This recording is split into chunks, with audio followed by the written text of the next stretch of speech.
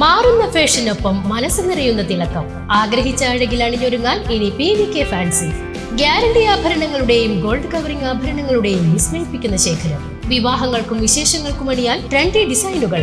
ഒപ്പം നിങ്ങളുടെ സൗന്ദര്യത്തിന് മാറ്റുകൂട്ടാൻ ബ്രാൻഡഡ് കോസ്മെറ്റിക്സുകളുടെ വൻനിരയും നിങ്ങൾക്കായി ഒരുക്കിയിരിക്കുന്നു.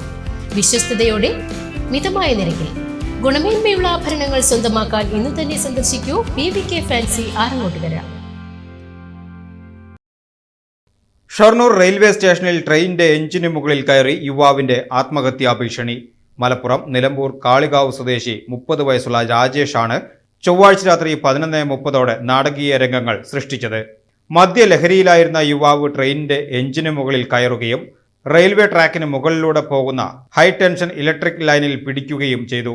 എന്നാൽ ആ സമയം വൈദ്യുതി ഇല്ലാതിരുന്നതിനാൽ വലിയൊരു ദുരന്തം ഒഴിവാകുകയായിരുന്നു. ഒരു പ്രാന്തത്തിന്റെ മേലെ റിലീസ് വണ്ടിന്റെ മേലെ പ്രാന്തനാണോ കിടക്കണ്ട് വള്ളടിക്കിന്റെ പാർപ്പുറത്ത് വന്നിട്ട് ഇറങ്ങി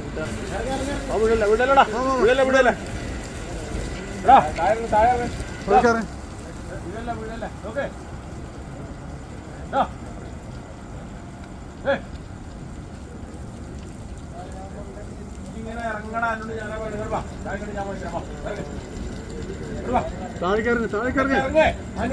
പതുക്കെ ഇറങ്ങിക്കോ, പതുക്കെ ഇറങ്ങി, ഞങ്ങൾ പിടിക്കാം. ഇറങ്ങി, ഞങ്ങൾ പിടിക്കടാ. ഇറങ്ങി പറ്റും ഇറങ്ങാൻ പറ്റും. ആ കോണിയും കൂടെ ഇറങ്ങിക്കോ.